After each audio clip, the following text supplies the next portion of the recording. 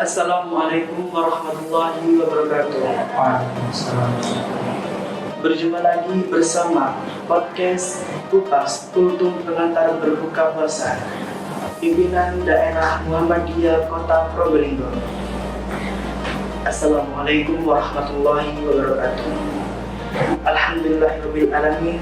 Segala puji bagi Allah SWT yang telah memberikan kita iman dan kesehatan. Salam serta salam kita curahkan kepada junjungan Nabi Muhammad SAW, keluarga, sahabat, dan umatnya hingga akhir zaman. Alhamdulillah, kita kembali dipertemukan di bulan suci Ramadan ini. Nah, kali ini kita akan membahas satu tema yang sangat relatif. Bagaimana kualitas puasa kita jika ditinjau dari pemikiran Imam Al-Ghazali. Baik, kita ditemani oleh Ustaz Fasinur Firdaus MPD. Assalamualaikum Ustaz. Waalaikumsalam. Gimana Ustaz kabarnya? Alhamdulillah. Baik, sehat, afiat. Alhamdulillah. Baik, biar tidak tunggu lama-lama, marilah kita saksikan podcast Kultum Pengantar Berbuka Puasa. Oh iya Ustaz, saya yang bertanya, apa saja sih tingkatan puasa menurut Islam, menurut Imam Al-Ghazali Ustaz? Sebenarnya tingkatan puasa itu di dalam kitab Ihya Ulumuddin, yaitu karangan Imam Al-Ghazali, itu tingkatan dari puasa ini dibagi menjadi 3. Di dalam kitab Ihya Ulumuddin, Imam Al-Ghazali menjelaskan bahwasannya di situ dijelaskan iklam an-nasawm salatu darajatin, yakni saum umum, saum khusus, wa saumil khususil khusus. Jadi ada 3 tingkatan. Di situ ada yang pertama puasa umum, yang kedua ada puasa khusus, dan yang ketiga ini puasa khususnya khusus.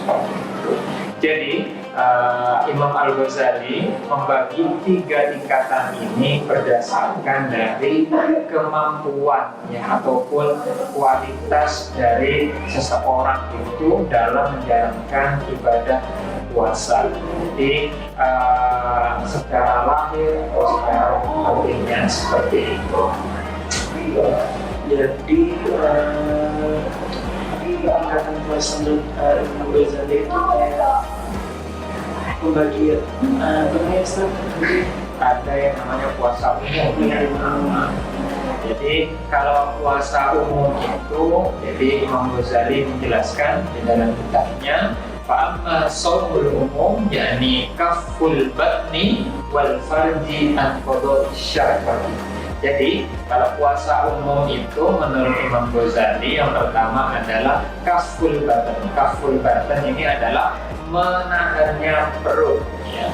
Wal farji, dan kemaluan an qada'i syahwat, yaitu untuk menahan syahwat. Jadi kalau perut itu menahan makan dan dahaga, dan kalau syahwat itu dari apa namanya, bergaul yang sudah bersuami istri seperti itu.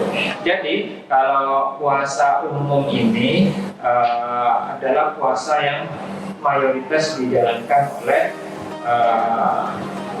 seorang muslim, jadi tingkatannya masih umum. Jadi tingkatan umum itu adalah sekedar menggugurkan yang namanya puasa. Itu secara fikih itu sah, yaitu menahan lapar dan dahaga, seperti itu. Tidak makan dari setelah sahur sampai nanti berbuka, seperti itu. Jadi ini hanya menahan lapar dan dahaga saja. Jadi penglihatannya itu masih sering melihat hal-hal yang kurang baik. Kemudian tangannya masih digunakan untuk mencuri atau main-main. Mulutnya masih sering, lisannya itu masih sering gibah, sering membuli teman-temannya, kemudian berbohong dan yang lain-lainnya. Jadi ini adalah tingkatan yang pertama ya, menurut Imam Ghazali seperti itu. Oke, terus iya, apakah ada dalilnya Ustaz tentang puasa yang menahan lapar dan haus ini? Ya, jadi di dalam hadis itu dijelaskan bahwasannya puasa ini itu mungkin secara fikih sah, tetapi di dalam hadis dijelaskan itu Rasulullah SAW bersabda, kam min shaimin laisa lahu min siyamihi illa al-ju'. Di berapa banyak orang yang berpuasa itu tidak mendapatkan apa-apa dari puasanya itu kecuali lapar dan dahaga. Ini hadis riwayat Nasai dan Ibnu Majah.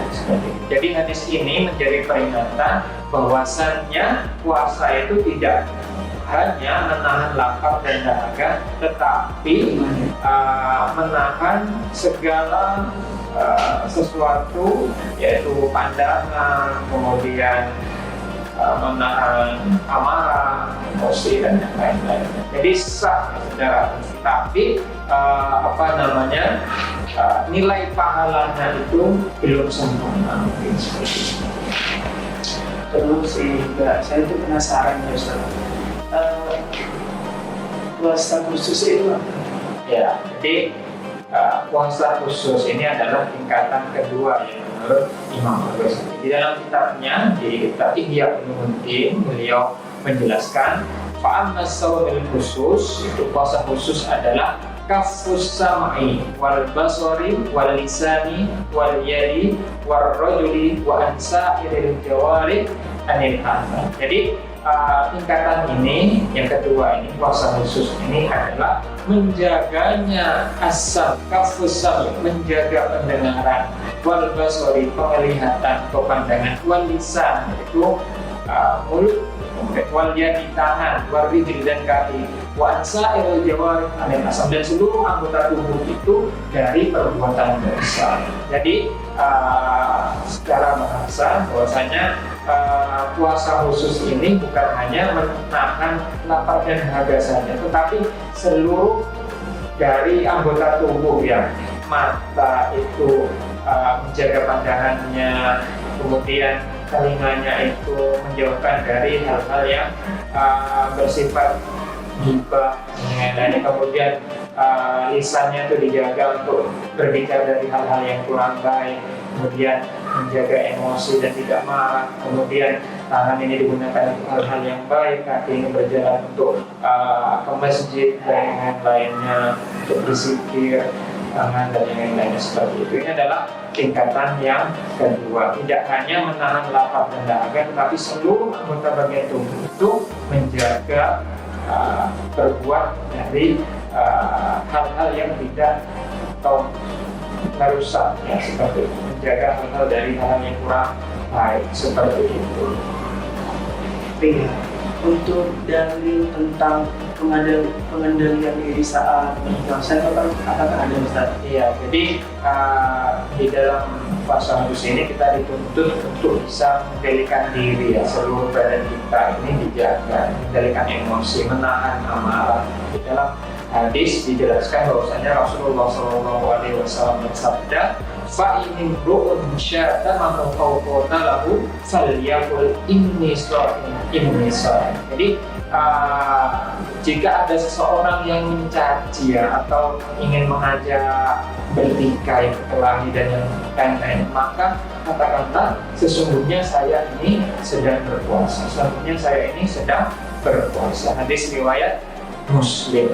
Di hadis ini menegaskan bahwasannya ketika kita sedang berpuasa itu kita tidak boleh harus menahan emosi kita, menahan diri, mengendalikan emosi, tidak boleh meluapkan amarah, belajar untuk bersabar. Jadi kita belajar untuk tenang dalam menghadapi situasi, tidak berburu-buru, tapi dipikirkan secara matang-matang, menahan amarah dan yang lain-lain. Ini adalah di tingkat kedua, khusus itu tadi. Jadi seperti itu. Iya, terus ini ada lagi Ustaz, untuk penasaran, yang dimaksud dengan puasa khusus itu apa sih Ustaz? Ya, dan yang terakhir ini adalah shaumil khusus. Jadi ini adalah tingkatan yang tertinggi menurut Imam Al-Ghazali. Dalam kitabnya beliau mengatakan fa'amma shaumil khusus, yakni fasaumul qalbi anil himamid diniyati wal afkar ad-diniyah wa kafuhu amma siwallahu azza wa jalla bil qulub.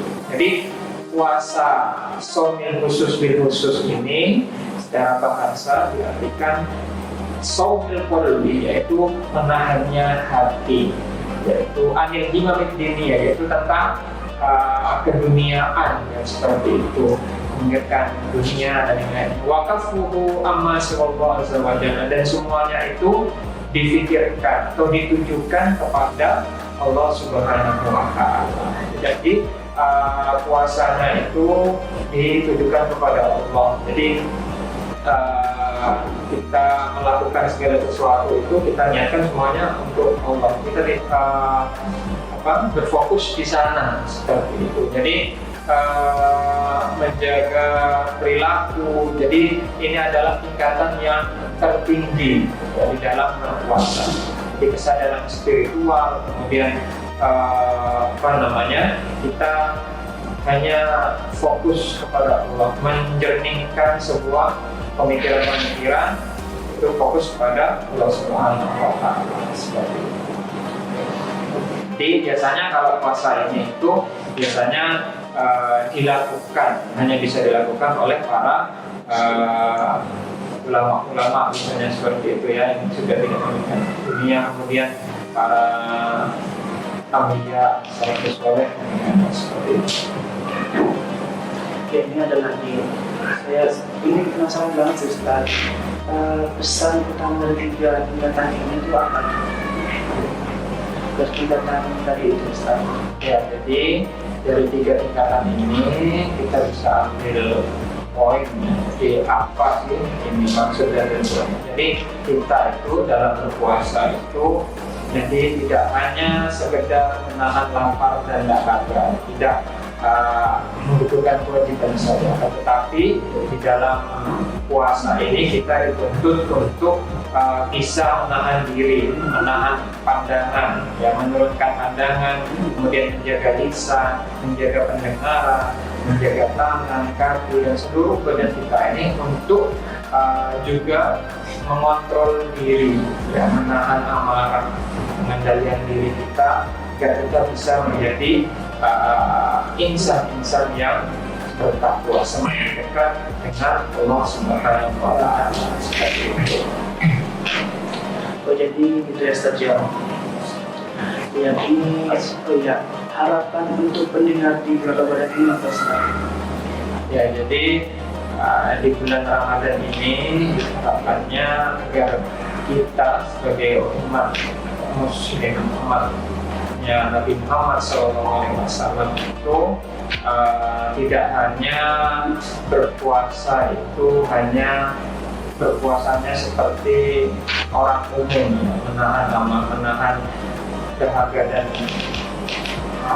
menahan lapar dan dahaga, tetapi sudah selayaknya kita juga bisa meningkatkan ketingkatan yang lebih tinggi, yaitu menjaga pandangan, menjaga lisan, menjaga kaki, tangan, dan seluruh badan kita ini untuk bisa mengontrol diri, menahan diri. Jadi, bisa menahan pandangan, menahan untuk berbicara yang lebih kotor dan lain-lain. Jadi ini semua untuk menahan diri kita supaya bisa lebih terkontrol, sehingga nantinya kita menjadi insan-insan atau orang-orang yang beriman dan bertakwa, yaitu semakin dekat dengan Allah Subhanahu wa Ta'ala. Mungkin bisa lebih tingkatan yang lebih tinggi yang ketiga tadi itu, jadi fokuskan kepada Allah Subhanahu wa Ta'ala.